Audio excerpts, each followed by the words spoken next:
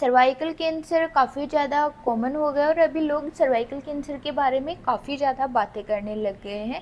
Cervical cancer होता क्या है? जब हमारे सर्विक्स की जो सेल्स हैं वो एबनॉर्मली मल्टीप्लाई होने लग जाती हैं और कैंसरस फॉर्म ले लेती हैं, तो उसे सर्वाइकल कैंसर कहा जाता है। सर्विक्स क्या होता है?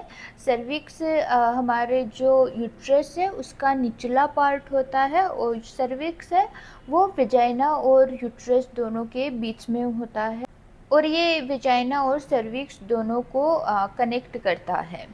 सर्वाइकल कैंसर होता किस वजह से? Human papilloma virus HPV virus के काफ़ी सारे स्ट्रेन्स होते हैं जिनकी वजह से सर्वाइकल कैंसर होता है और ये नॉर्मली सेक्सुअल कांटेक्ट के कारण होता है। सेक्सुअल कांटेक्ट से ये एक से दूसरे व्यक्ति में ट्रांसफ़र होता है। जो लोग सेफ सेक्स नहीं करते हैं उनमें सर्वाइकल कैंसर की रिस्क है वो काफ़ी ज़्यादा बढ़ जाती है। इसके रिस्क को कम करने के लिए एचपीवी वैक्सीन्स लगवानी चाहिए और साथ में स्क्रीनिंग टेस्ट करवानी चाहिए जिससे कि पता चल सके कि सर्विक्स का कैंसर है कि नहीं। अगर शुरुआती स्टेजेस में पता चल जाता है सर्वाइकल कैंसर का तो इसका इलाज हो सकता है। बाद में लेटर स्टेजेस में एंड स्टेजेस में इसका इलाज होना भी संभव नहीं है जिसकी वजह से काफ़ी सारी महिलाओं की मौत भी हो जाती है। हेलो एवरीवन, मैं हूं doctor Raunak, homeopathic physician at Manasvi homeopathic clinic, Piprali road, Sikar. Welcome you to my YouTube channel जहां पर हम लोग बात करते हैं बीमारियां और उनकी होम्योपैथिक दवाइयों के बारे में। आज के इस वीडियो में हम लोग एक बहुत कॉमन टॉपिक जो आजकल बहुत ज़्यादा चर्चा में है वो है सर्वाइकल कैंसर, उसके बारे में बात करने वाले हैं।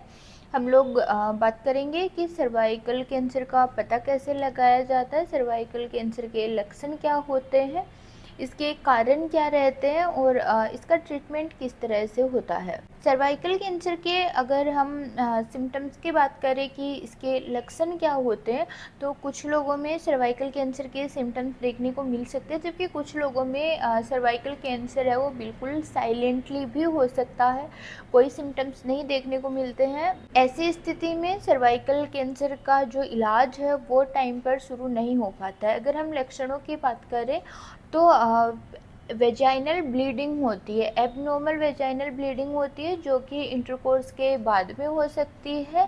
पीरियड्स मेंसेस के जो इंटरवल होता है, पीरियड से एक पीरियड से दूसरे पीरियड के बीच का जो टाइम होता है उसमें वेजाइनल ब्लीडिंग हो सकती है।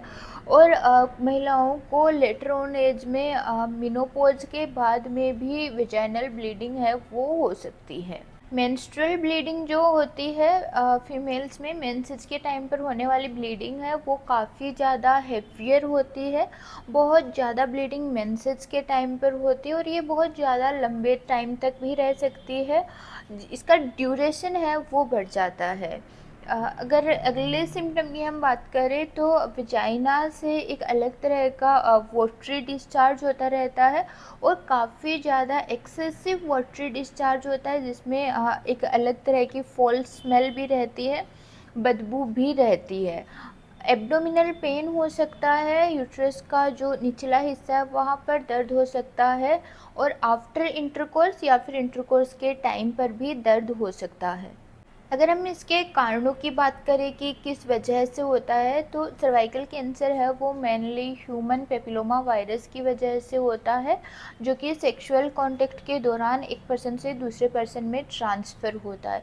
इसमें होता ये है कि ये जो हेल्दी सेल्स हैं उनके डीएनए में कुछ चेंजेज आ जाते हैं और डीएनए का काम ये होता है कि ये सेल्स को इंस्ट्रक्शन देता है मल्टीप्लाई कैसे करना है, इस तरह का। और जब इन सेल्स में चेंजेज आ जाते हैं तो डीएनए है वो गलत मैसेज है वो इंस्ट्रक्ट करता है, गलत इन्फॉर्मेशन देता है जिससे कि मल्टीप्लिकेशन है वो काफ़ी ज़्यादा हो जाता है। सर्विक्स के सेल्स में एक तरह का एबनॉर्मल मल्टीप्लिकेशन होने लग जाता है और धीरे धीरे ये एक ट्यूमर का फॉर्म ले लेता है और उसके बाद में ये जो कैंसरस सेल है, कैंसरस ट्यूमर है, ये एक से दूसरे पार्ट में भी फैलने लग जाता है। अगर हम इसके ट्रीटमेंट की बात करें तो अर्ली स्टेजेस में आप किसी तरह की स्क्रीनिंग के द्वारा आपका जो कैंसर है वो डिटेक्ट हो जाता है, तो इसका ट्रीटमेंट शुरू किया जा सकता है और अर्ली स्टेजेस में शुरू किया हुआ ट्रीटमेंट है वो काम करता है, आपका सर्वाइकल कैंसर ठीक हो सकता है।